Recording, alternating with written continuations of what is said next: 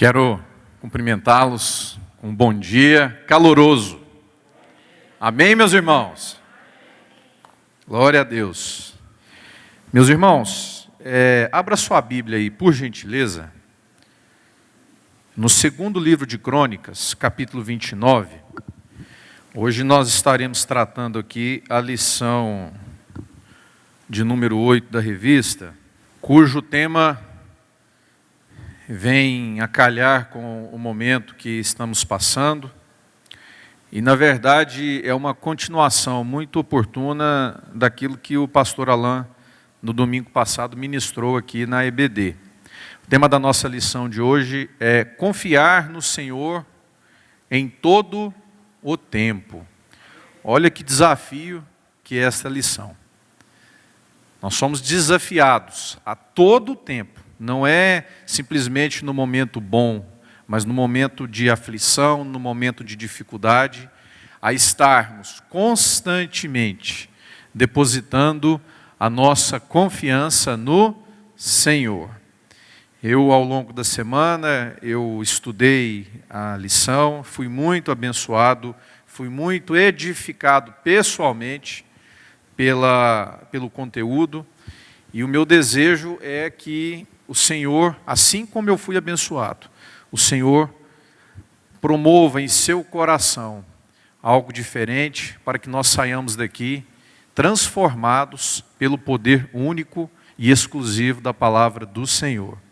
Queridos, a lição de hoje, ela fala de um rei de Israel, um rei, na verdade, do Reino do Sul, porque na época que ele reinou, a nação de Israel ela estava dividida entre o Reino do Norte e o Reino do Sul.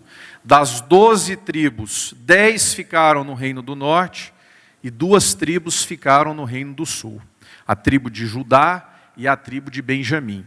Então, o rei Ezequias é o personagem principal da nossa lição de hoje. E ele reinou sobre essas 2 tribos, a tribo de Judá e a tribo de Benjamim, chamada ali como Reino do Sul. E era onde ficava Jerusalém. O Reino do Norte, a capital era Samaria. E o Reino do Sul, a capital era Jerusalém. Então, Jerusalém foi a cidade, foi o palco ali de tudo isso que nós vamos conversar aqui nesta manhã. Mas eu quero ler com você aqui um pequeno trecho de toda essa história, para fim de que você entenda a contextualização. Então, se você puder me acompanhar aí em 2 Crônicas 29, logo no versículo 1, fala assim: tinha Ezequias 25 anos de idade, quando começou a reinar, e reinou 29 anos em Jerusalém. Sua mãe se chamava Abia, e era filha de Zacarias. Fez ele o que era reto perante o Senhor, segundo tudo quanto fizera Davi, seu pai. No primeiro ano do seu reinado, no primeiro mês, abriu as portas da casa do Senhor e as reparou. Trouxe os sacerdotes e os levitas, ajuntou-os na praça oriental, e lhes disse: ouvi-me, ó levitas, santificai-vos agora, e santificai a casa do Senhor, Deus de vossos pais. Tirai do santuário a imundícia, porque nossos pais prevaricaram e fizeram o que era mal perante o Senhor nosso Deus e o deixaram. Desviaram seu rosto do tabernáculo do Senhor e lhe voltaram as costas. Também fecharam as portas do pórtico, apagaram as lâmpadas, não queimaram incenso, nem ofereceram holocaustos nos santuários ao Deus de Israel.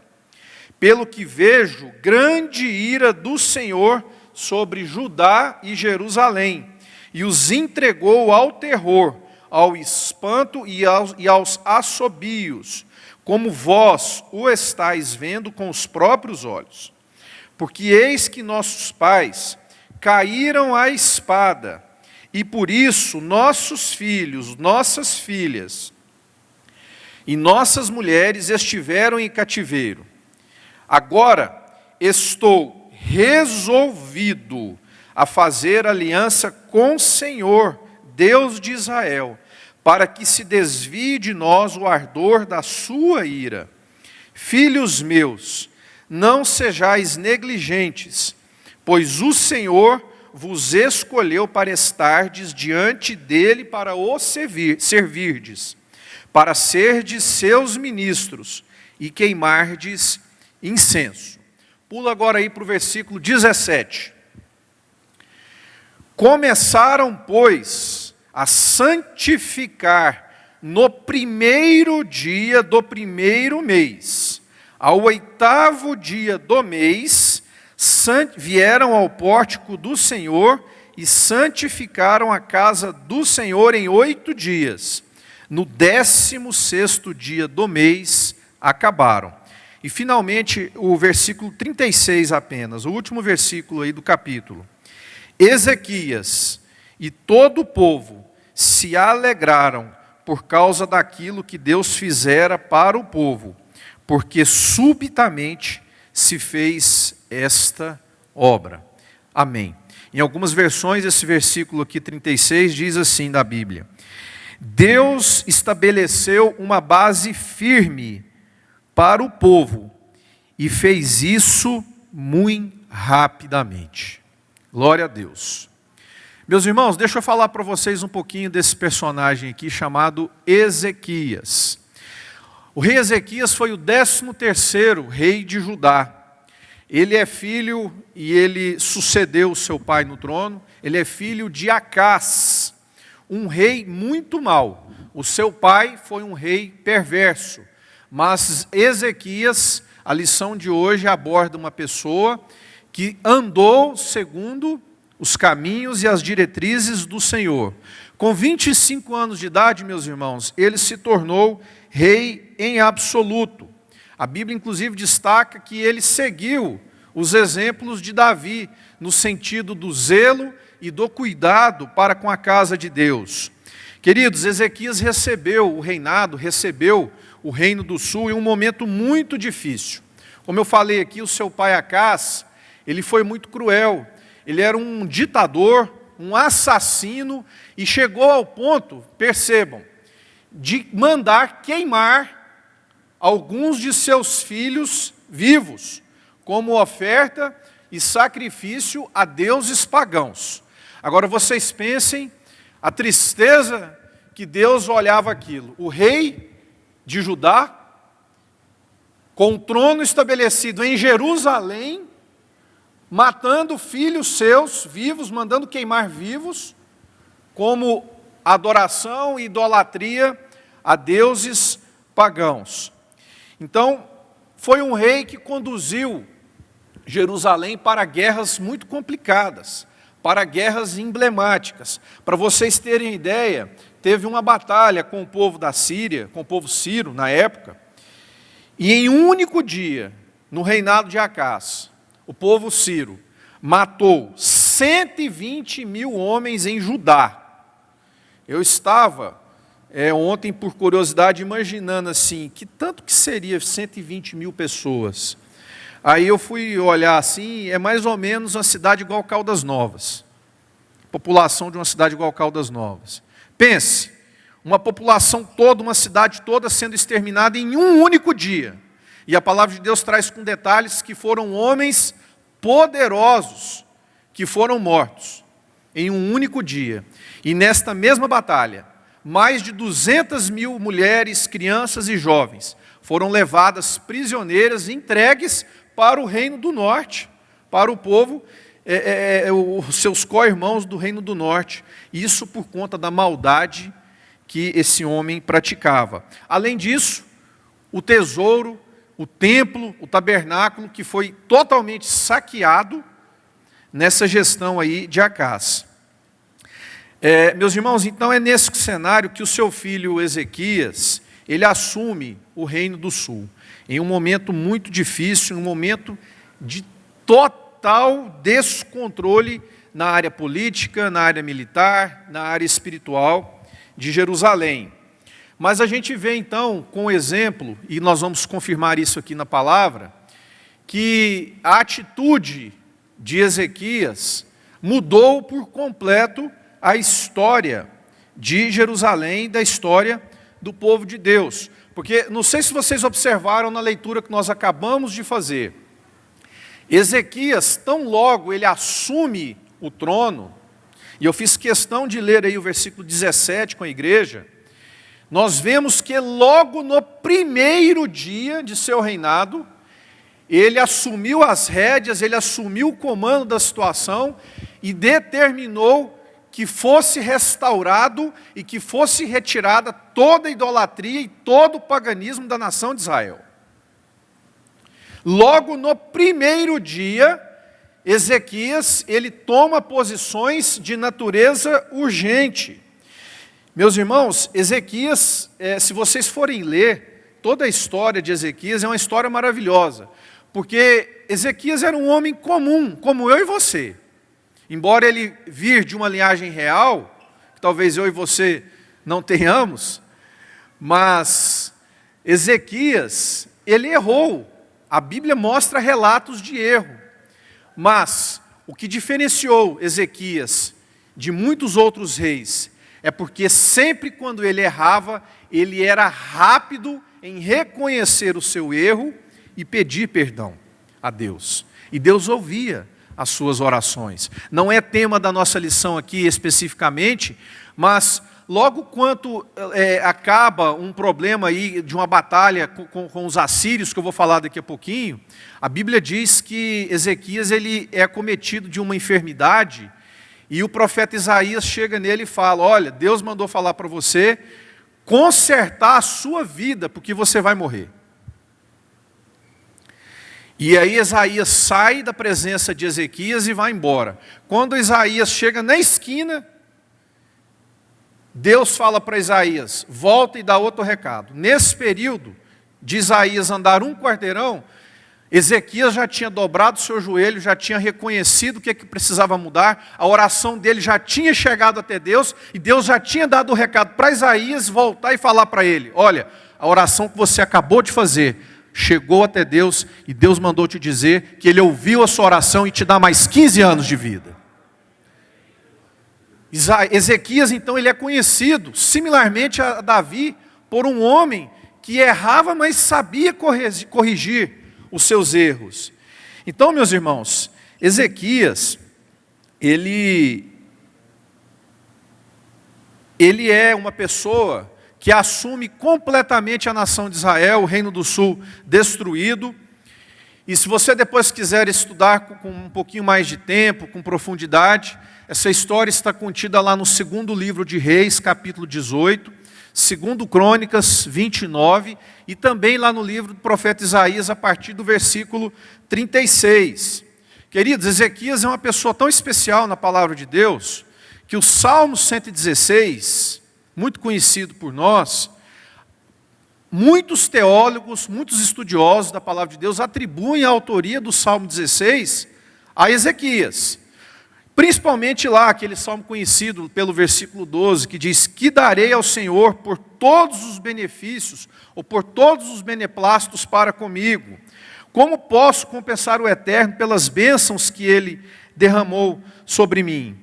Então, queridos, assim que eu observei essa importância e essa atualidade de Ezequias para nós nos dias de hoje, alguns aspectos me chamaram a atenção e eu quero compartilhar com vocês aqui desde logo, sobre a vida de Ezequias e o contexto que Ezequias recebeu o Reino do Sul para governar. 3 aspectos aqui eu quero comentar e compartilhar com você, para você ver que isso aconteceu 500 anos antes da vinda de Cristo. E até hoje, a palavra de Deus para nós se mostra atual, viva, eficaz, e há ensinamentos para nós absorvermos aqui deste contexto. A primeira coisa que eu destaco para você nessa manhã sobre a vida de Ezequias e o contexto dele.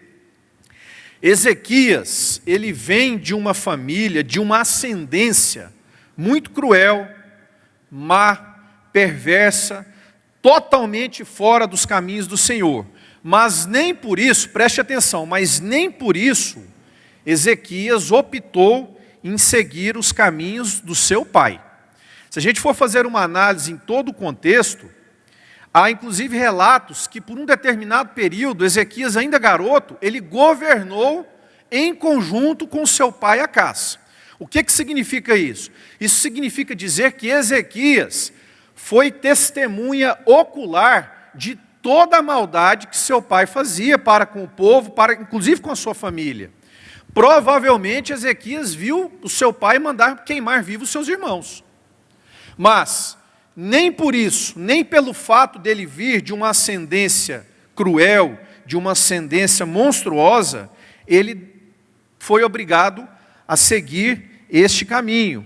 E eu digo para você nessa manhã, que ontem, refletindo um pouco mais sobre isso, o Senhor falou ao meu coração, que às vezes, e pode acontecer de pessoas nos dias de hoje, estarem vivendo oprimidas debaixo de um jugo opressor, porque não entenderam que não precisam e nenhuma maldição hereditária tem poder sobre a vida de nós. E há muitas pessoas que podem estar vivendo num contexto como esse, nos dias de hoje, amarradas, presas em coisas que o Senhor não pretende para nós. E eu digo para você que o desafio apresentado por Ezequias foi dispor-se a andar com Deus, mesmo não tendo exemplos bons dentro da sua casa. Ezequias não teve exemplo bom na sua família.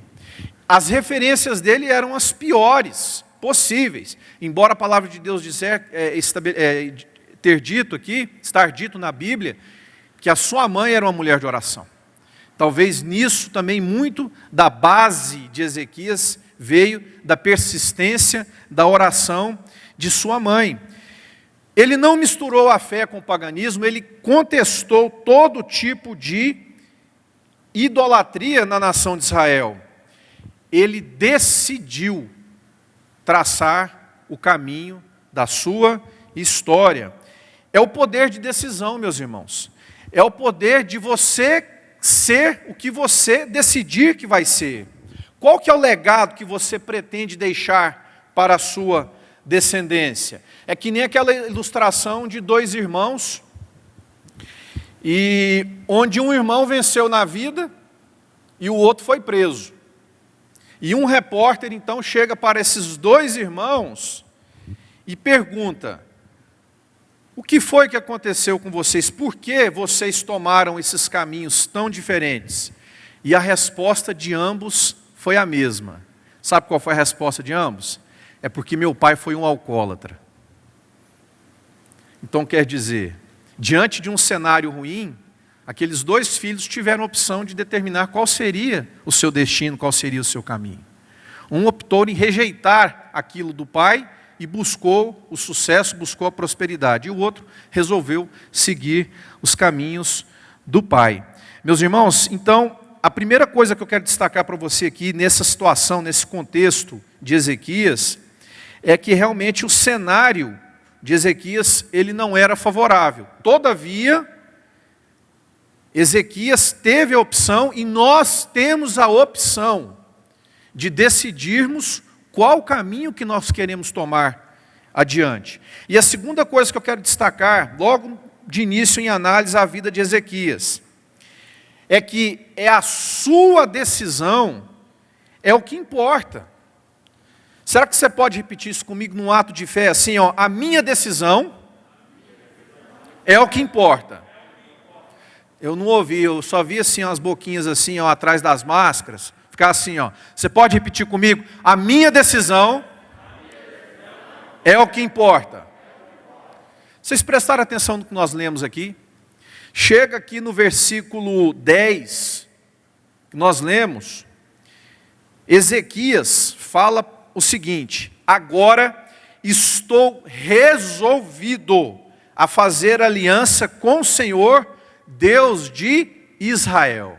Ezequias, ele toma uma postura, ele abre a sua boca e de forma assertiva, de forma positiva, ele diz: eu estou decidido, a partir de agora, a tomar uma posição e modificar o rumo das coisas.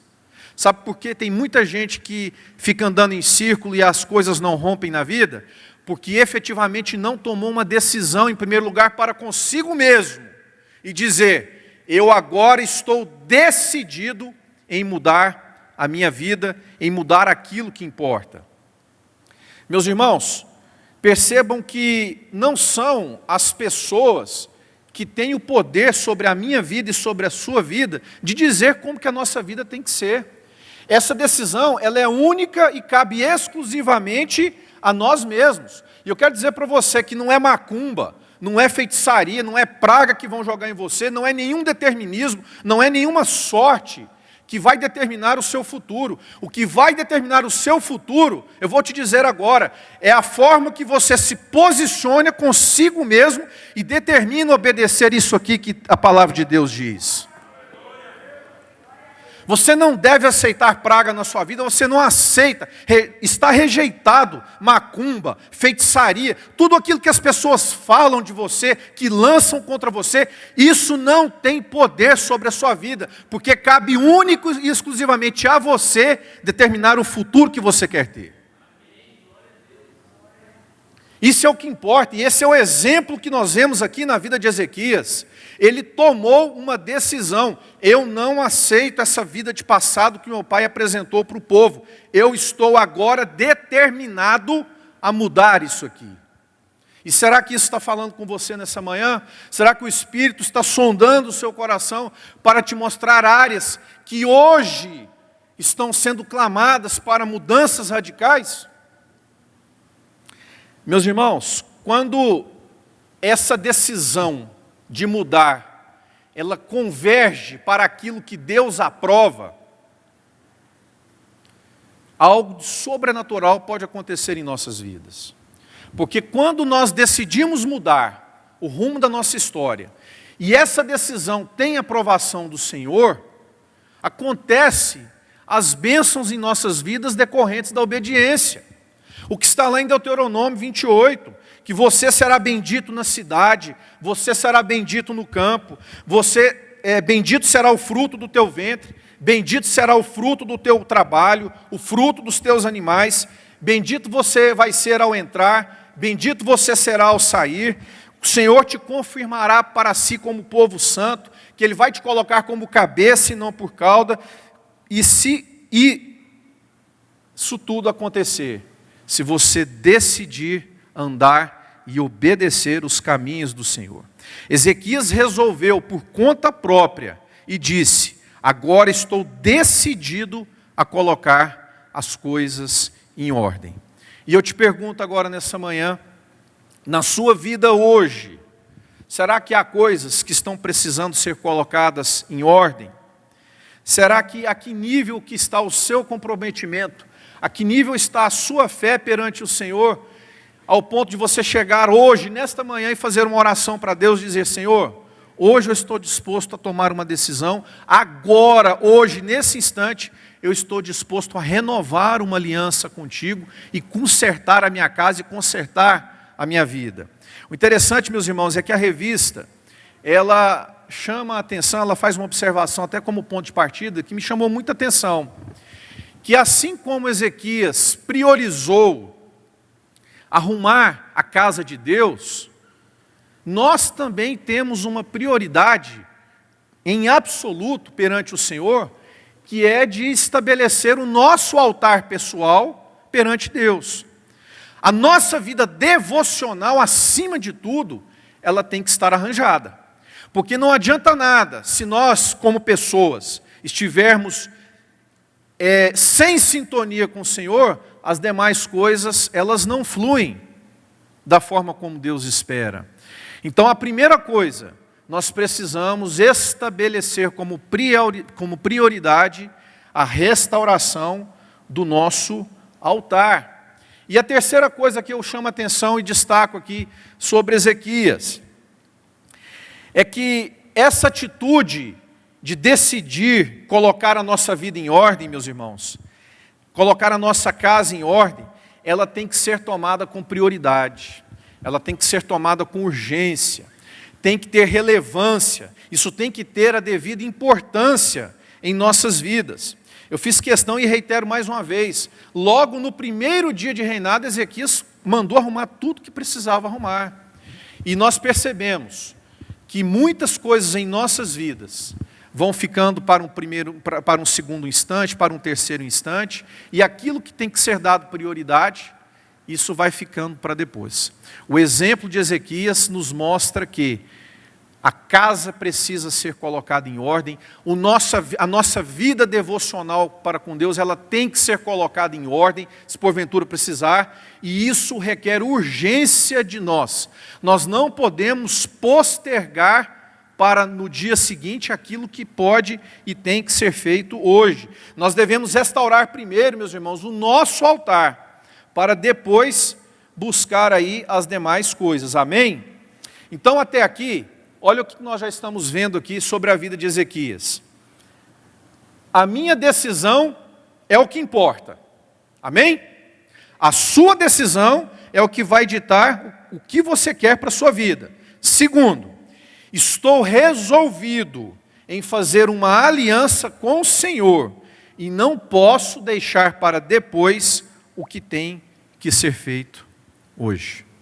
Se eu encerrasse a lição agora, nós já sairíamos daqui com uma tremenda exortação da parte do Senhor.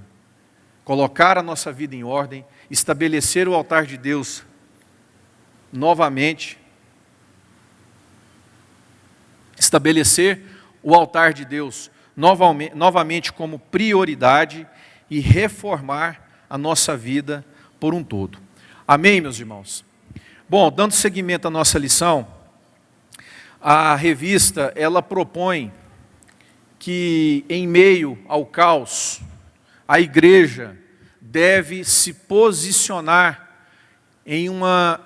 com uma atitude de arrependimento e uma busca pelo reavivamento. Isso que a lição nos apresenta aí como tópico de número 2. Bom, o que eu gostaria de dizer para vocês sobre isso? Que muitas vezes a igreja ela interpreta a necessidade de um reavivamento de forma equivocada. E buscam coisas lá de fora, acreditando que coisas do mundo, coisas externas à casa de Deus, irão surtir efeito e irão modificar, até com um tom sensacionalista. O reavivamento não tem nada a ver com isso aí, meus irmãos.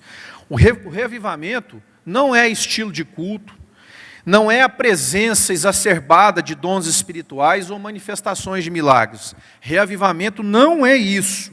Inclusive o Salmo 85, versículo 6 fala: porventura não tornará a vivificar-nos, para que em ti se regozije o teu povo? Meus irmãos, pastor Salmo, inclusive, há uns 2, 3 domingos atrás, numa ministração dele aqui, ele disse que esses novos tempos que a humanidade está passando, isso tem provocado uma reação da igreja diante disso tudo, no sentido de que está nascendo uma nova igreja, ou seja, um novo comportamento de igreja, sem que isso altere a necessidade de nós estarmos continuando como igreja, fiéis às Escrituras Sagradas. Mas muitas coisas a igreja está sendo obrigada a se adaptar conforme os acontecimentos que a humanidade vem passando. E o reavivamento, e vocês vão concordar comigo, que Deus, pastor Leandro, Ele é especialista, Deus é especialista em promover e manifestar a sua glória em meio ao caos.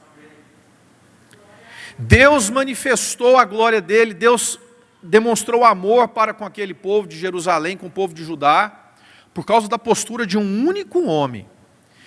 E aquela postura de Ezequias demonstrou um pedido de reavivamento naquele momento, porque a idolatria foi abandonada, o paganismo foi abandonado, as boas práticas foram restauradas, o tabernáculo foi restaurado, foi limpo de toda imundícia, a Páscoa, a celebração da Páscoa, que até então estava banida pelo rei Acás, ela foi restabelecida novamente, a celebração da Páscoa, e o reavivamento, meus irmãos, é uma obra exclusiva de Deus.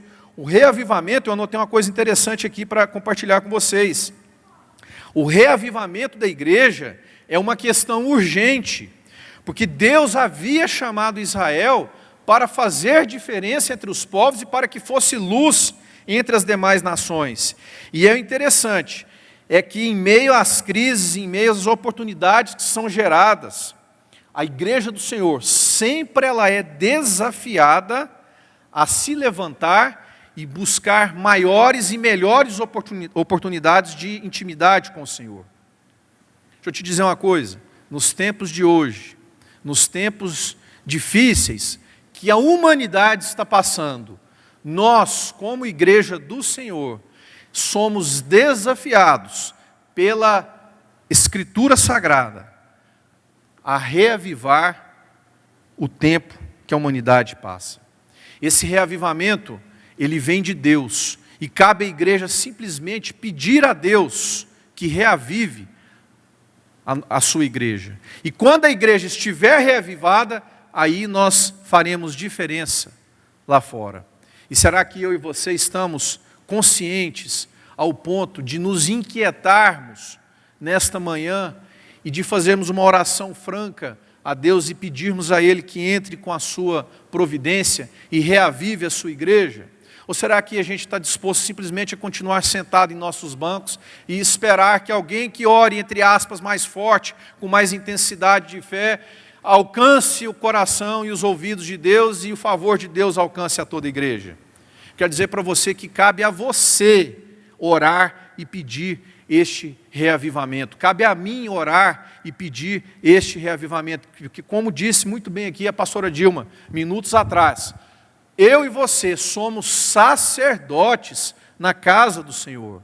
E nós temos esse desafio, nós temos este chamado, meus irmãos. O chamado, como diz a revista aqui, ao arrependimento.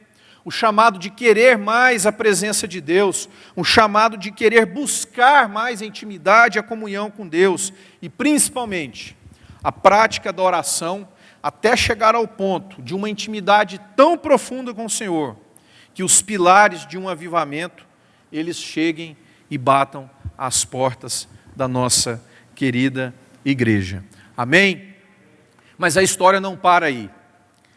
Diz a palavra de Deus que logo encerrando os 2 primeiros meses de reinado, Ezequias sofre um ataque de uma nação inimiga, do povo assírio, de um rei chamado Senaqueribe, que este rei, meus irmãos, ele vem com toda a força que vocês possam imaginar, militar, para invadir e dominar todo o reino do sul. Nós não vivemos naquela época, mas de tanta gente estudar, a gente percebe que parece que Jerusalém sempre foi, e parece que vai continuar sendo até a volta de Cristo, o alvo a ser batido, o lugar a ser dominado, né? E aquele rei, ele então vem com um exército gigantesco, escutem aqui, ele vem com um exército gigantesco, sitia as principais cidades de Judá, não só Jerusalém, mas as principais cidades, manda recado para Ezequias, dizendo o seguinte: olha, todo o reino do norte paga tributo para mim, e o seu pai pagava. Agora, só porque você entrou, está achando que é diferente e não vai pagar? Então eu quero realmente que você, o Reino do Sul, pague tributo para mim, e eu quero o domínio sobre essas cidades. A palavra de Deus diz que no primeiro momento Ezequias até pagou um pouco de tributo, mas também por estratégia para ganhar tempo, porque Ezequias, a palavra de Deus diz, queridos, eu até anotei para compartilhar com vocês, olha o tanto que ele foi inteligente. Ele era um engenheiro, um arquiteto nato. Eu sei que nós temos arquitetos aqui no templo. Sabe qual foi a estratégia de Ezequias, Rafael? Ezequias pensou o seguinte: eu vou minar a força desse exército, começando tirando a água potável deles. Sabe o que ele fez? Ele achou uma caverna nas redondezas de Jerusalém, onde a mina d'água era do lado de fora, e ele desviou, Deraldo, o curso da água do caminho natural e ele fez uma fenda dentro de uma caverna de 533 metros, para ser bem preciso, e ele canalizou, ele tirou a água do lado de fora e levou para dentro da cidade de Jerusalém. E ele deixou aquele exército poderoso do rei Senaqueribe sem água. Só que isso aumentou mais ainda o quê? A raiva e o furor daquele rei. E o interessante, meus irmãos, que essa história, a Bíblia conta com tanto detalhe que Isaías ora juntamente com Ezequias, pede a provisão de Deus, e chega ao ponto de Deus falar, mandar Isaías falar para Ezequias o seguinte: Ezequias, por amor de mim e por amor de meu servo Davi, Jerusalém não será invadida pelo rei Senaqueribe. Pode descansar que Jerusalém não será invadida. E eu quero chamar a sua atenção que em 2 Crônicas não fala com esse detalhe, mas em 2 Reis e lá em Isaías diz o seguinte: olha o que o Senhor fala. Portanto, assim diz o Senhor acerca do rei da Síria. Escute isso aqui, meu irmão. Não entrará nesta cidade, nem lançará nenhuma flecha, tampouco virá perante ela com escudo, e nem levantará contra ela trincheira alguma. Isso é Deus falando. Pelo caminho por onde vier, por ele voltará, porém nesta cidade não entrará, diz o Senhor, porque eu ampararei esta cidade para a livrar, por amor de mim e por amor de meu servo Davi. E vocês querem ver como que Deus age? Quando ele alcança corações, quando ele vê corações aquebrantados e humilhados, e que entregam para Deus a batalha, a luta que muitas vezes nós não conseguimos. Vocês querem ver qual foi a providência de Deus? O versículo seguinte: e sucedeu que, naquela mesma noite, saiu um anjo do Senhor e feriu no arraial dos assírios 185.000 homens, e levantando-os pela manhã cedo, eis que todos eram cadáveres. Então Senaqueribe, rei da Síria, partiu, se foi e voltou e ficou em Nínive. Meus irmãos, que coisa maravilhosa. Sabe o que isso fala para nós nessa manhã? Isso fala que nós podemos entregar para Deus as nossas lutas. Nós podemos entregar para Deus as nossas batalhas. O Senhor é quem peleja pela sua luta e pela minha luta. Como Deus manifesta o seu poder, isso não cabe a mim e nem a você decidir. Porque Deus é soberano, Ele é onipotente, Ele tudo pode e Ele estabelece o caminho das coisas como Ele muito bem quiser. Naquele episódio que eu falei para vocês que ele fica doente, que Ezequias se arrepende e Deus dá mais 15 anos de vida, sabiam que Ezequias pediu uma prova para Deus de que isso ia acontecer? E Deus fala para Isaías o seguinte: ele quer uma prova? Então eu vou dar uma prova. Sabe aquele relógio que o pai dele, Acás, fez, que marcava o tempo, as horas, pelo andamento do sol? Pois é, andar o relógio para frente parece ser fácil, mas eu quero ver então quem que explica eu determinar que eu vou voltar 10 graus no tempo, e quando Ezequias ver que 10 graus no relógio do seu pai Acás voltou, isso é a prova de que o que eu estou falando se cumprirá na vida dele. E eu digo para você o seguinte: se Deus encontrar em você um filho com o coração aquebrantado, um filho disposto a entregar para Deus a sua batalha para que Ele peleje por você, e se você alcançar o favor de Deus, se Deus olhar para o seu coração e ver sinceridade, eu posso dizer para você que Deus estabelece coisas sobrenaturais que podem acontecer na sua vida, até chegar ao ponto dele voltar o tempo em seu favor. Será que você pode crer nessa palavra em nome de Jesus nessa manhã? Que coisa maravilhosa, meus irmãos, porque Deus é quem luta as nossas batalhas.